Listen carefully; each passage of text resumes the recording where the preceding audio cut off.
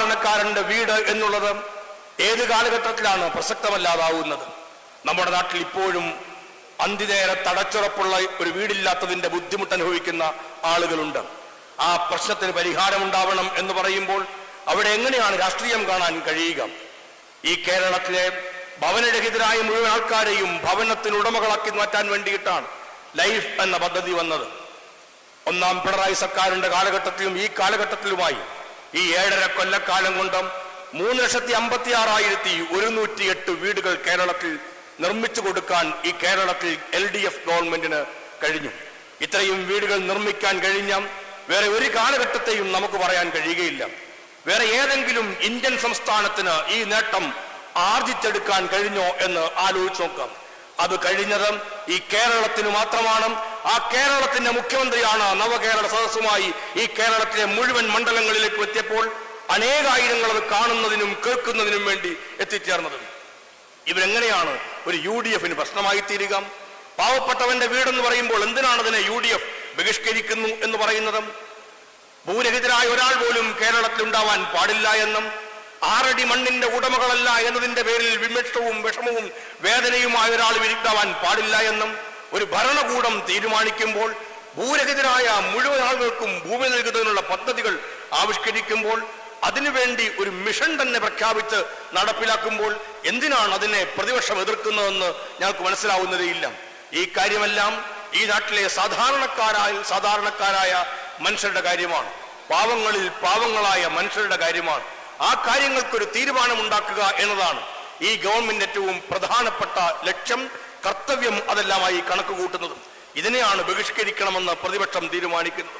നമ്മുടെ നാട്ടിലെ സാധാരണക്കാരായ കർഷകർക്ക് മെച്ചപ്പെട്ട സാഹചര്യങ്ങളും സൗകര്യങ്ങളും ഒരുക്കി കൊടുക്കുന്നതിനായി ഈ കേരളത്തിൽ കൃഷിക്കൂട്ടങ്ങൾ രൂപീകരിച്ച 10,000 കൃഷിക്കൂട്ടങ്ങൾ രൂപീകരിക്കാൻ തീരുമാനിക്കുന്നിടത്തും 20,000-ലധികം കൃഷിക്കൂട്ടങ്ങൾ രൂപം കൊള്ളുമ്പോൾ മൂല്യവർദ്ധിത കൃഷിയിലൂടെയും മൂല്യവർദ്ധിത ഉൽപ്പന്നത്തിലൂടെയും കേരളത്തിന്റെ കാർഷിക മേഖലയ്ക്ക് ഒരു നവചൈതന്യം സംഭാവന ചെയ്യുന്നതിനായി കേരള അഗ്രോ ബിസിനസ് കമ്പനിക്ക് രൂപം കൊടുത്തത് ഈ ഗവൺമെന്റിന്റെ കാലഘട്ടത്തിലാണ്. അതെങ്ങനെയാണ് ഒരു LDF UDF തർക്കത്തിന് ഇടവരുത്തുന്നത് ഞങ്ങൾക്ക് എത്ര ആലോചിച്ചിട്ടും മനസ്സിലാവുന്നതേയില്ല. നമ്മുടെ കുഞ്ഞുങ്ങൾ പഠിക്കുന്ന പള്ളിക്കൂടങ്ങൾ സ്മാർട്ടായി തീരുമ്പോൾ, സ്മാർട്ട് ക്ലാസ് മുറികൾ ഉണ്ടാകുമ്പോൾ കേരളത്തിന്റെ വിദ്യാഭ്യാസ മേഖലയുടെ അടിസ്ഥാന സൗകര്യ വികസനത്തിന് വേണ്ടി ഈ 2 ഗവൺമെന്റുകളുടെ കാലഘട്ടത്തിൽ 5,000 കോടിയോളം രൂപയുടെ നിർമ്മാണ പ്രവർത്തനം നടക്കുമ്പോൾ അതെങ്ങനെയാണ് ഒരു LDF UDF പ്രശ്നമാവുന്നത്? 2011-16 കാലഘട്ടത്തിൽ കേരളത്തിൽ അധികാരത്തിലിരുന്ന ഒരു ഭരണകൂടം 44,60,00,000 രൂപ മാത്രം വിദ്യാഭ്യാസ മേഖല അടിസ്ഥാന സൗകര്യത്തിന് വേണ്ടി നീക്കിവെച്ചവരിടത്താണ് 7.5 കൊല്ലക്കാലം കൊണ്ട് 5,000 കോടിയോളം രൂപ ഈ മേഖലയ്ക്ക് വേണ്ടി വിനിയോഗിക്കാൻ കഴിഞ്ഞൊരു ഭരണകൂടം ഇവിടെ ഉണ്ടാവുന്നത്. ആ ഭരണകൂടത്തിന്റെ പേര് പിണറായി വിജയൻ ഗവൺമെന്റ് എന്നുള്ളത് ആണ് എന്നത് എന്തിനാണ് UDFനെ അസ്വസ്ഥമാക്കുന്നത് ഞങ്ങൾക്ക് മനസ്സിലാവുന്നില്ല.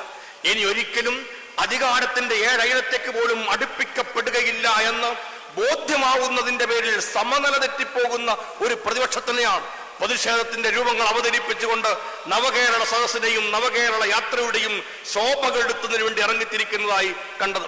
അവിടെ എല്ലാ പ്രതിപക്ഷവും ഉണ്ടായില്ല. എല്ലാ പ്രതിപക്ഷ രാഷ്ട്രീയ പാർട്ടികളും അതിനോടൊപ്പം ചേർന്ന് നിന്നതേയില്ല. പക്ഷെ പ്രതിപക്ഷ നേതാവിന് വല്ലാതെ ഹാലിളകിപ്പോകുന്നത് നമ്മൾ കണ്ടു. 2 പേരാണ് ഈ കേരളത്തിൽ നിന്നും അസ്വസ്ഥതയുടെ പരകോടിയിലേക്ക് എത്തിച്ചേർന്നിരിക്കുന്നവർ. അതിലൊന്ന് ആദരണീയനായ കേരളത്തിന്റെ ഗവർണറാണ്, മറ്റൊന്ന് ആദരണീയനായ പ്രതിപക്ഷ നേതാവാണ്.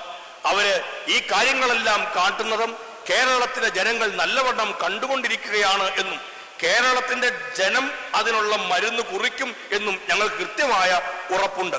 ഞങ്ങൾ അതിനെക്കുറിച്ച് വേറെ ഒന്നും പറയാൻ ഒരുമ്പെടുന്നതേയില്ല. എല്ലാവരും കണ്ടുകൊണ്ടിരിക്കുന്ന കാഴ്ചകളാണ് അതെല്ലാം. നമുക്കിനിയും കേരളത്തെ മുന്നോട്ടേക്ക് കൊണ്ടുപോകേണ്ടതുണ്ട്. അവിടെയെല്ലാം തടസ്സമായി നിൽക്കുന്ന ഒരു ഭരണകൂടം ഇന്ന് ഈ ഇന്ത്യയിലുണ്ട്. അത് ഈ കേന്ദ്രത്തിന്റെ ഭരണകൂടമാണ്. 7.5 കൊല്ലക്കാലം കൊണ്ട് നമുക്ക് ലഭ്യമാവാനുള്ള കേന്ദ്രത്തിൽ നിന്ന് ലഭിക്കാനുള്ള തുക 1,07,500 കോടിക്ക് അപ്പുറത്തേക്കാണ്. അതിന്റെ 4 കിട്ടിയാൽ ഈ കേരളത്തിന് ഉജ്ജ്വലമായ മുന്നേറ്റങ്ങൾ കാഴ്ചവെക്കാൻ കഴിയും. ചെറിയ സംഖ്യയല്ല 1,07,500 കോടി എന്നുള്ളത്. നമുക്ക് ലഭ്യമാവേണ്ടതെല്ലാം ലഭ്യമാക്കാതെ ഇരിക്കുന്ന ഒരു ഭരണകൂടം കേന്ദ്രത്തിലുണ്ട് എന്നുള്ളത് ആശ്വാസികരമായ ഒരു കാര്യമേ അല്ല. നമ്മുടെ കാർഷിക മേഖലയിൽ റബ്ബറിന്റെ വിലയുടെ പ്രശ്നം, 250 രൂപ റബ്ബറിന് വില കെട്ടേണ്ടത് അനിവാര്യമാണെന്ന് LDF ഗവൺമെന്റ് സുചിന്തിതമായ നിലപാടാണ്. ഈ ഗവൺമെന്റിന് പ്രകടന പത്രികയിൽ പറഞ്ഞു 250 രൂപ റബ്ബറിന് നിശ്ചയിക്കാൻ കേന്ദ്രത്തിന്റെ സഹായം ഉണ്ടാവേണ്ടതുണ്ട് എന്ന്. നമ്മളിപ്പോൾ 170 കേരളം കൊടുക്കുന്നുണ്ട്.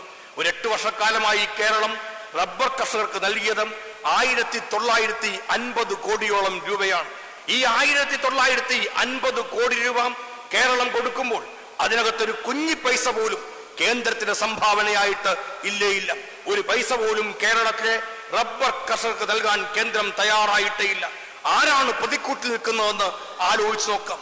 നമ്മുടെ മുമ്പാകെ ഇത്തരത്തിൽ നിൽക്കുന്ന ഒരു ഭരണകൂടത്തെ കുറിച്ച് ഒരക്ഷരം പോലും ഉരിയാടാൻ കഴിയാത്ത പ്രതിപക്ഷം ആർക്കു വേണ്ടിയാണ് നിൽക്കുന്നത്? കേരളത്തിന് വേണ്ടിയിട്ടാണോ എന്ന് ആലോചിച്ച് നോക്കുക.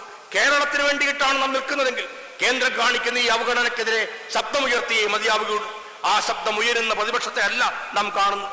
ഒരു ശബ്ദം ഉയർത്തുന്ന പ്രതിപക്ഷ നേതാവിനെയും കാണാൻ ദൗർഭാഗ്യവശാൽ എനിക്കും നിങ്ങൾക്കും കഴിയുന്നതേയില്ല. BJPയുടെ മുമ്പിൽ മുട്ടടിക്കുന്ന ആളുകളല്ല വേണ്ടത്. അത് അവരുടെ രാഷ്ട്രീയമായി ഓരോ കാര്യങ്ങളും എടുക്കുന്ന നിലപാടുകളിലൂടെ കേരളം കണ്ടുകൊണ്ടേയിരിക്കുകയാണ്. കേന്ദ്രവും സംസ്ഥാനവും തമ്മിലുള്ള ബന്ധം അറവുകാരനും ആടും തമ്മിലുള്ള ബന്ധമായി കണക്ക് കൂട്ടുന്നവരാണ് ഇന്ന് കേന്ദ്രത്തിൽ അധികാരത്തിലിരിക്കുന്നവർ. അതൊരിക്കലും ശരിയായ കാര്യം അല്ല. കേരളത്തിന് അർഹമായതും നേടിയെടുക്കേണ്ടത് അനിവാര്യമായിരിക്കുന്ന ഒരു കാലഘട്ടത്തിൽ ആ ഒരു കാര്യത്തിൽ നിലപാടുകൾ സ്വീകരിച്ച് മുമ്പോട്ട് പോകേണ്ടത് അത്യന്താപേക്ഷിതമാണെന്നാണ് ഇടതുപക്ഷ ജനാധിപത്യ മുന്നണിയുടെ അഭിപ്രായം. കേരളത്തിന്റെ മതനിരപേക്ഷത ഒരിക്കൽ പോലും തകർന്നു പോകാൻ ഇടവരാൻ പാടില്ലാത്തതാണ്. കേരളത്തിൽ വർഗീയവാദികൾ ഇല്ലാത്തത് കൊണ്ടല്ല വർഗീയതര വിളനിലമായി കേരളം മാറാതെയിരിക്കുന്നത്. ഈ കേരളത്തിൽ വർഗീയവാദികൾക്ക് തലയുയർത്താൻ കഴിയാതെയിരിക്കുന്നതും കേരളത്തിൽ സുശക്തമായ ഒരു ഇടതുപക്ഷ ജനാധിപത്യ മുന്നണി ഉണ്ട് എന്നുള്ളതിന്റെ അടിസ്ഥാനത്തിൽ മാത്രമാണ്. ആ ഇടതുപക്ഷത്തിനും നയവും നിലപാടുകളും ഉണ്ട്. ആ ഇടതുപക്ഷത്തിനും ഒരു രാഷ്ട്രീയ ധാരണയും ബോധ്യവുമുണ്ട്.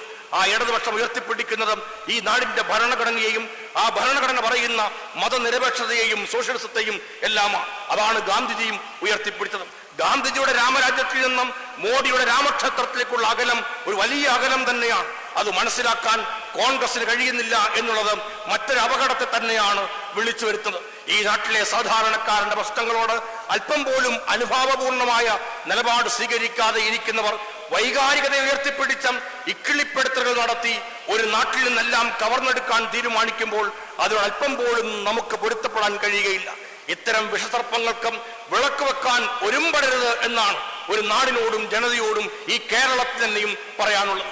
കേരളം മതനിരപേക്ഷതയുടെ ഏറ്റവും പ്രധാനപ്പെട്ട ഇടമായി നിൽക്കുന്നതും ഈ കേരളത്തിൽ സുശക്തമായ അത്തരമൊരു നിലപാട് സ്വീകരിക്കുന്ന ഒരു ഭരണകൂടം തന്നെ ഉണ്ട് എന്നുള്ളത് കൊണ്ടാണ് ഞാൻ എൻ്റെ വാക്ക് അവസാനിപ്പിക്കുന്നത്. നിങ്ങളെല്ലാം കേൾക്കാൻ കാതോർത്തിരിക്കുന്ന ഒരു വാക്കുണ്ട്. നിങ്ങളെല്ലാം അറിയാൻ കാതോർത്തിരിക്കുന്ന ഒരു നിലപാടുണ്ട്. ആ നിലപാട്, ആ വാക്കുകൾ ഈ കേരളത്തിൽ പ്രവഹിപ്പിക്കുന്നത്, പ്രസരിപ്പിക്കുന്നത് കേരളത്തിന്റെ ആദരണീയനായ മുഖ്യമന്ത്രി സഖാവ് പിണറായി വിജയനാണ്. 2018 പ്രളയം തകർത്തെറിഞ്ഞ ഈ കേരളത്തിന്റെ കാര്യം ഞാനും നിങ്ങളും വിസ്മരിച്ചിട്ടേയില്ല. സമാനങ്ങളില്ലാത്ത ദുരന്തത്തിന്റെ ആഴങ്ങളിലേക്ക് ഒരു കേരളം പതിക്കുമ്പോൾ കാരിരുമ്പിന്റെ കരുത്തോടെ ഈ കേരളത്തെ ചേർത്ത് നിർത്തി ഈ കേരളത്തെ രക്ഷിച്ച് മുന്നോട്ട് കൊണ്ടുപോകാൻ ഒരാളുണ്ടായി നമ്മുടെ നാടിന്റെ മണ്ണിൽ. ആ ആളിന്റെ പേര് കേരളത്തിന്റെ മുഖ്യമന്ത്രി സഖാവ് പിണറായി വിജയൻ എന്നുള്ളതാണ്. 2019 സമാനങ്ങളില്ലാത്ത പ്രകൃതി ദുരന്തങ്ങൾക്ക് വീണ്ടും ഈ കേരളം സാക്ഷ്യം വഹിച്ചപ്പോൾ കേരളം കരുത്തോടുകൂടി നിന്നത് സഖാവ് പിണറായി വിജയൻ എന്ന കേരളത്തിന്റെ മുഖ്യമന്ത്രിയുടെ നേതൃത്വത്തിന്റെ കീഴിലായിരുന്നു എന്നുള്ളത് വിസ്മരിക്കാൻ കഴിയുന്ന കാര്യമല്ല. കോവിഡ് അടക്കമുള്ള എത്രയോ പ്രതിസന്ധികൾ ഈ കേരളം കണ്ടതാണ്. കേന്ദ്രം അവഗണനയുടെ കൈപ്പുനീർ വീണ്ടും വീണ്ടും നമുക്ക് മുമ്പിലേക്ക് നീട്ടുമ്പോൾ കേരളത്തെ എല്ലാ അർത്ഥത്തിലും തകർക്കാനുള്ള പദ്ധതികളുമായി കേന്ദ്രം നിൽക്കുമ്പോൾ അതിനെതിരെ അക്ഷരം പോലും ഉരിയാടാത്ത പ്രതിപക്ഷം ഇത്തരം വിഷസർപ്പങ്ങൾക്ക് വിളക്ക് വെക്കാൻ വേണ്ടി കാത്തുകെട്ട് നിൽക്കുന്ന അവസരത്തിൽ കേരളം തകരാതിരിക്കുന്നെങ്കിൽ, കേരളം പതറാതിരിക്കുന്നെങ്കിൽ, കേരളം തളരാതിരിക്കുന്നെങ്കിൽ ഈ ഒരു മനുഷ്യൻ, കേരളത്തിന്റെ മുഖ്യമന്ത്രി, കേരളത്തിന്റെ ഭരണകൂടം അതിനകത്തൊരു വലിയ പങ്ക് നിർവഹിക്കുന്നുണ്ട് എന്നുള്ളതിന്റെ പേരിലാണ്. അതുകൊണ്ടാണ് പ്രിയമുള്ളവരെ ആയിരങ്ങൾ പതിനായിരങ്ങൾ നവകേരള സദസ്സിന്റെ ഇടങ്ങളിലേക്ക് ഒഴുകിയെത്തിക്കൊണ്ടിരിക്കുന്നത്. ആ വാക്കുകൾ കേൾക്കേണ്ടത് അനിവാര്യമാണെന്ന് തോന്നുന്നത്, ആ നിലപാട് അറിയേണ്ടത് അത്യന്താപേക്ഷിതമാണെന്ന് തോന്നുന്നത്. അതുകൊണ്ട് സഖാവ് പിണറായി വിജയന്റെ വാക്കുകൾക്ക് വേണ്ടി കാതോർത്തിരിക്കുന്ന നിങ്ങളുടെ മുമ്പിൽ ഇനിയും ഒരു വാക്ക് ഞാൻ പറയുന്നത് ഉചിതമല്ല എന്നുള്ളത് കൊണ്ട് സംസ്ഥാന സർക്കാരിന് വേണ്ടി നിങ്ങളെ എല്ലാം ഹൃദയം നിറഞ്ഞ് അഭിവാദ്യം ചെയ്തുകൊണ്ട് പുതുവത്സരാശംസകൾ നേർന്നുകൊണ്ട് ഞാൻ എന്റെ വാക്ക് അവസാനിപ്പിക്കുന്നു. നന്ദി, നമസ്കാരം.